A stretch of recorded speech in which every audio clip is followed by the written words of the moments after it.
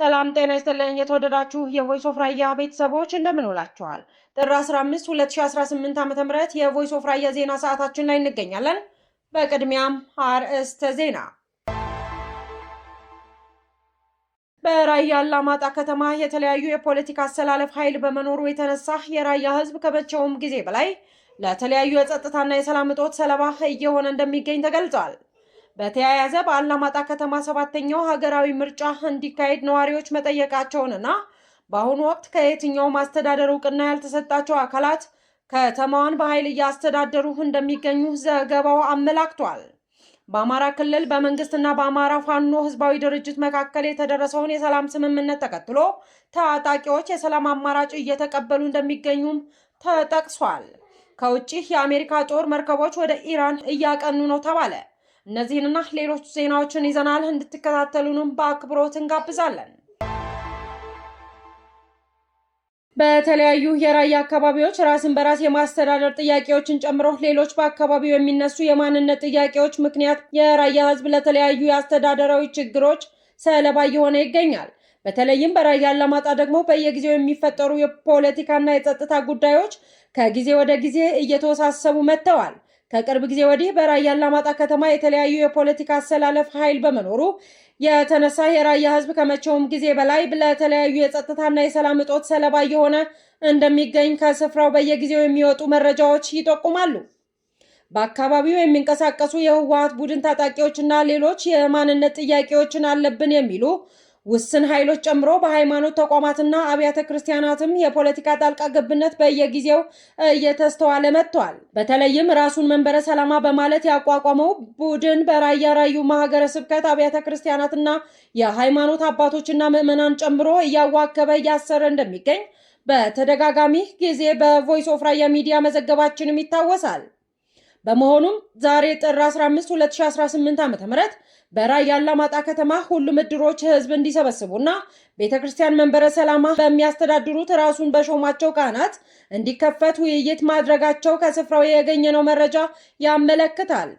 በራያ አላማጣ ስብሰባ የተሳተፉ የእድር አባላትም እድር ከመቼ ጀምሮ የፖለቲካ ጉዳይ አስፈጻሚ ሆነው በማለት ቤተክርስቲያን ባለቤት አላት፣ መክፈትም መዝጋትም ያለባቸው አካላት አሉ፣ ከነሱ ጋር ውይይት እንዲደረግና የታፈኑ አባቶች ይፈቱ፣ የተፈናቀሉ ይመለሱ፣ መንበረ ሰላማ ከቤተ ክርስቲያን ይራቅ፣ ቤተ ክርስቲያናችን የፖለቲካ ጣልቃ ገብነት ይቁም በማለት በውይይቱ የተነሱ ጥያቄዎች ቢሆኑም ምላሽ እንዳልተሰጣቸው ለማወቅ ችለናል። በመሆኑም አብዛኛው የከተማዋ ህዝብ ያልተገኘና ያልተወከለ የእድር ውይይት በዛሬው ዕለት የተካሄደ ቢሆንም በመንበረ ሰላማ ምስለኔዎች ሀሳባቸው ተቀባይነት እንዳገኘ በማስመሰል መልኩ ውይይት ማድረጋቸው ለማወቅ ችለናል።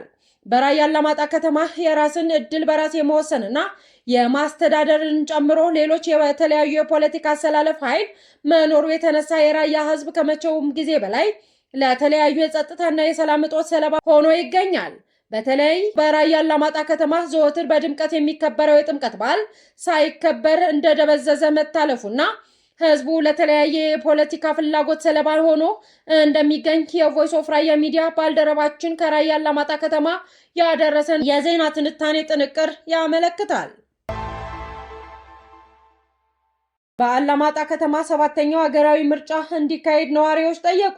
በአሁኑ ወቅት ከየትኛውም አስተዳደሩ እውቅና ያልተሰጣቸው አካላት ከተማዋን በኃይል እያስተዳደሩ እንደሚገኙ ዘገባው አመላክቷል። በመጪው ግንቦት 24 ቀን 2018 ዓ.ም እንደሚካሄድ የተጠበቀው 7ኛው ሀገራዊ ምርጫ በአላማጣ ከተማ ጭምር እንዲካሄድ የከተማዋ ነዋሪዎች ጥያቄ ያቀረቡ። የተለያዩ የማንነትና ራስን በራስ የማስተዳደር ጥያቄ የሚነሳባቸው የራያ አላማጣ አስተዳደር 6ኛው ሀገራዊ ምርጫ እንዳልተደረገ በግንቦት የሚካሄደው 7ኛ ሀገር አቀፍ ምርጫ መካሄድ እንዳለበት ነዋሪዎች ማነጋገሩን የሪፖርተር ጋዜጣ ዘገባ ያመላክታል። ስማቸው እንዳይጠቀስ የጠየቁት አንድ የከተማዋ ነዋሪ እንደተናገሩት በ6ኛው ሀገራዊ ምርጫ የሚወክላቸውን አስተዳደር ሳይመርጡ በመቆየታቸው ፖለቲካዊ አስተዳደራዊ ችግሮች ደርሶባቸዋል። በመሆኑም 7ኛው ሀገራዊ ምርጫ በራያ አላማጣ እንዲካሄድና ነዋሪዎች የሚፈልጉትን አስተዳደር እንዲመርጡ መደረግ አለበት ብለዋል። በከተማዋ ትምህርት ጨምሮ ሌሎች ማህበራዊ እንቅስቃሴዎች ሙሉ በሙሉ በሚባል ደረጃ መቋረጡን የተናገሩት ነዋሪው የዘንድሮ የከተራና የጥምቀት በዓላት አለመከበራቸውንም አክለው ገልጸዋል። በአማራ ክልል በመንግስትና በአማራ ፋኖ ህዝባዊ ድርጅት መካከል የተደረሰውን የሰላም ስምምነት ተከትሎ ታጣቂዎች የሰላም አማራጭ እየተቀበሉ እንደሚገኙ ተገለጸ። በአማራ ክልል መንግስትና በአማራ ፋኖ ህዝባዊ ድርጅት አፍሃድ መካከል የተደረሰውን አዲስ የሰላም ስምምነት ተከትሎ በደቡብ ጎንደር ዞን ታች ጋይንት ወረዳ ታጥቀው በጫካ ሲንቀሳቀሱ የቆዩት እና ራሱን የገብርዬ ክፍለ ጦር በማለት ሲጠራ የቆየው ቡድን የመንግስትን ሰላም ጥሪ በመቀበል ገብቷል። ውሳኔው በክልሉ ለረጅም ጊዜ የቆየውን የትጥቅ ግጭት በውይይት ለመፍታት የተያዘውን አዲስ አቅጣጫ በተግባር መሬት ያወረደ ትልቅ እርምጃ ሆኖ ተመዝግቧል። በተዘጋጀው የአቀባበል መርሃ ግብር ላይ የደቡብ ጎንደር ዞን ብልጽግና ፓርቲ ቅርንጫፍ ጽህፈት ቤት ኃላፊ መንበር ከፍተው የሀገር መከላከያ ሰራዊት ከፍተኛ አመራሮች፣ የዞንና የወረዳ አመራሮች ተገኝተዋል። ከሳምንታት በፊት የሰላምን አማራጭ በመቀበል ከመንግስት ጋር የሰላም ስምምነት የፈጸመው የአማራ ፋኖ ህዝባዊ ድርጅት ከፍተኛ አመራሮችና የስራ አስፈጻሚ አባላት በዛሬው ዕለት የአድዋ ድል መታሰቢያን ጨምሮ በአዲስ አበባ ከተማ የተወሰኑ የልማት ስራዎችን እየጎበኙ እንደሚገኙ ዘገባችን ያመለክታሉ። የአሜሪካው ጦር መርከቦችን ወደ ኢራን እያቀኑ ነው ተባለ። ኢራን ተቃዋሚዎችን በመግደልና ኒውክሌር ፕሮግራሟን መልሳ በመጀመሯ እያስጠነቀቁ ያሉት ዶናልድ ትራምፕ የጦር መርከቦቻቸውን ወደ አካባቢ ማሰማራታቸውን ተናገሩ። ፕሬዝዳንቱ ከስዊዘርላንድ ወደ ሀገራቸው ሲመለሱ እንደገለጹት የጦር መርከቦች ቡድን መንቀሳቀሱን፣ ነገር ግን በኢራን ላይ እንደማይጠቀሟቸው ተስፋ እንዳላቸውም ተናግረዋል። አስፈላጊ ከሆነ በማለት በርካታ መርከቦቻችን ወደዚህ አቅጣጫ እያመሩ ነው። ምንም ነገር እንደማይከሰት ነው ተስፋ ማደርገው፣ ነገር ግን በጣም በቅርበት ነው እየተከታተልናቸው ያለ ነው ሲሉ ትኩረታቸውን ኢራን ላይ መሆኑን ትራምፕ ተናግረዋል። ስማቸው ያልተጠቀሰ የአሜሪካ ባለስልጣን የጦር አውሮፕላን ተሸካሚ የዩኤስኤ አብርሃም ሊንከን የተባለ የጦር መርከብን ጨምሮ ሌሎች አውዳሚ መርከቦች በቀጣይ ቀናት ወደ መካከለኛው እንደሚደርሱ መናገራቸውን ሮይተርስ ዘግቧል።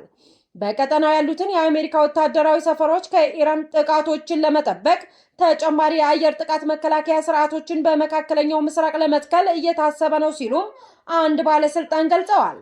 በኢራን ውስጥ የተንቀሳቀሰው ተቃውሞ ተባብሶ ከአሜሪካ ጋር የነበረውን ፍጥጫ በጠነከረበት ባለፈው ሳምንት በኤስያ ፓሲፊክ አካባቢ ተሰማርተው የነበሩ የአሜሪካ መርከቦች ወደ አካባቢው ጉዞ መጀመራቸውን ቢቢሲ ዘግቧል።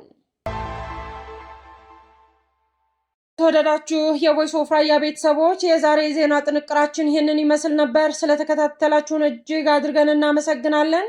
ሰላም።